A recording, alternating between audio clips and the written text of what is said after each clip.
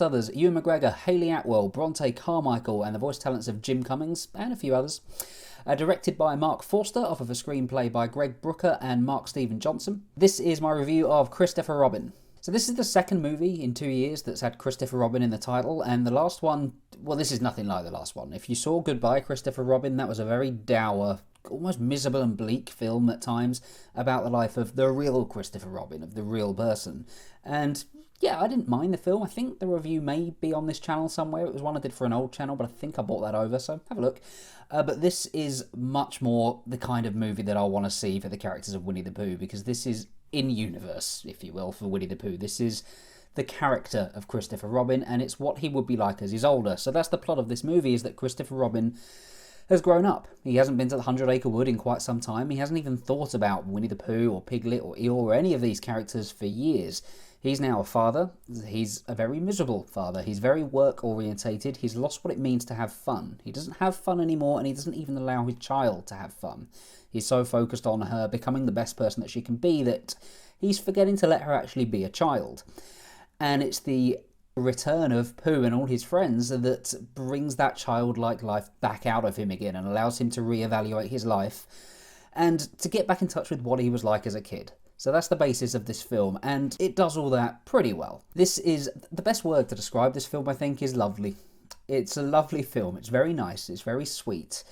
It's very heartwarming at times, and it does exactly what it needs to do in most places. And that's largely down to the cast. Ewan McGregor is great here. He is. He's very dour for quite a lot of this film. He's a very kind of stone-faced, as I say, joyless to a degree for quite a lot of the runtime.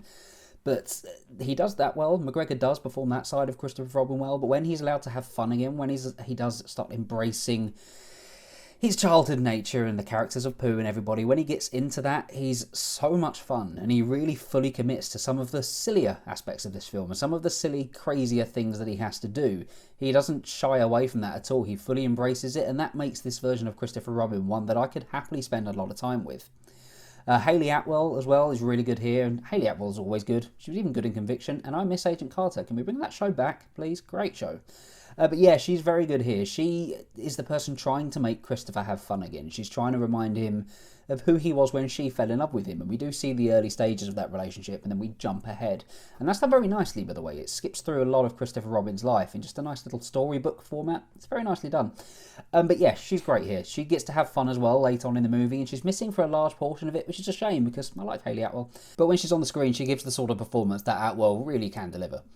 Bronte Carmichael as well. I mean, she hasn't even got a Wikipedia page, so I think this may be one of her first roles. Correct me if I'm wrong, but she's Christopher Robin's kid here. She's Madeline, and she, much like Atwell's character, doesn't get a huge amount to do for quite a lot of the runtime. She kind of pops in and out like she's there, but she doesn't have a huge amount to work with until the final act. And when that final act comes around, this kid's talented.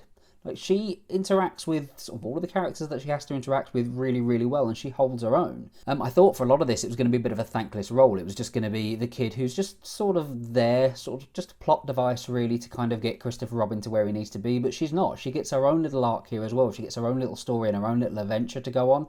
And yeah, this is a really good actress. She does really well, and I like the character of Madeline as well. Of course, though, the characters we've all come to see are Winnie the Pooh and all of his friends, and they're all done very, very well. And it's funny because Jim Cummings, he does the voice of Winnie the Pooh here, and he's voiced Pooh for quite some time. But it's funny when you look at a voice actor and you're not really familiar with some of the stuff that they've done, and he's done a load of things. I had no idea how much this guy had done. Like, if you love cartoons, if you've grown up watching cartoons, chances are something that you watched and loved, Jim Cummings is going to be done. Like, I didn't know he did the voice of, like, in the Animaniacs, for example. He's done so many things. But here, he's the perfect voice for Pooh, and you can see why he's been doing it for quite some time.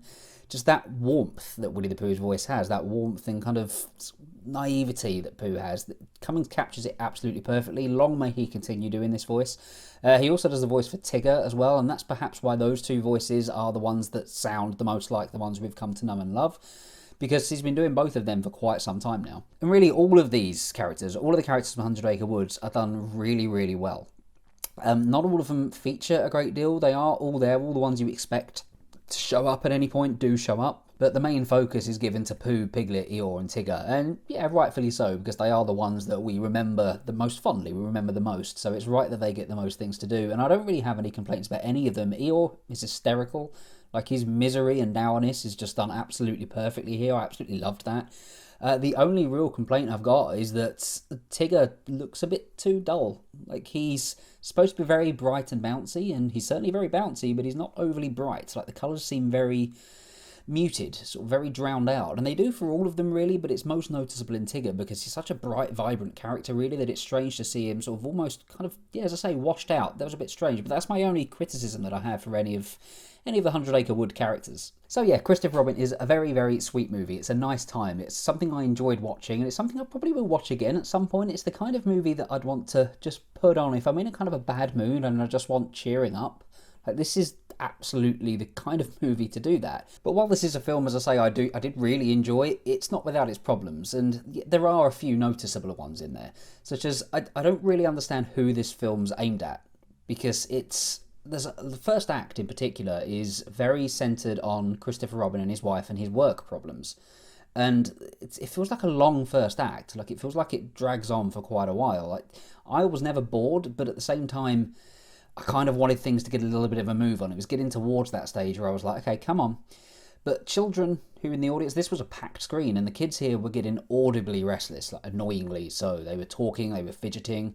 They weren't enjoying that first act. They weren't enjoying it until we finally got Winnie the Pooh and everybody back on the screen again. And as I say, that went on for quite some time, so I don't really know who the makers of this are trying to direct the film at, because the kids were getting very, very bored, whereas the adults kind of liked it, and then it switches into more of a children's film as things goes on. It never really finds a balance between the two. It just kind of switches from one to the other.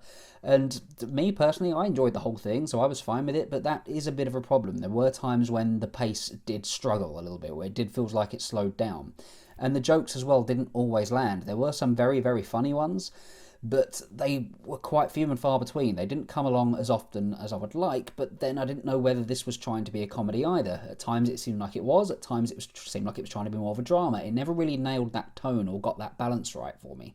And it is a little by the numbers as well. There's nothing truly special here. There's nothing truly imaginative. Things are very formulaic in a way. And there's a whole sort of arc with Christopher Robin and his work and a problem that he's got at work, and it's just resolved in a way that just feels a bit trite. It doesn't feel like it's earned that point. It just kind of wraps up the story because it's like, oh, we have this bit of a story we need to wrap up. It kind of feels more like an afterthought.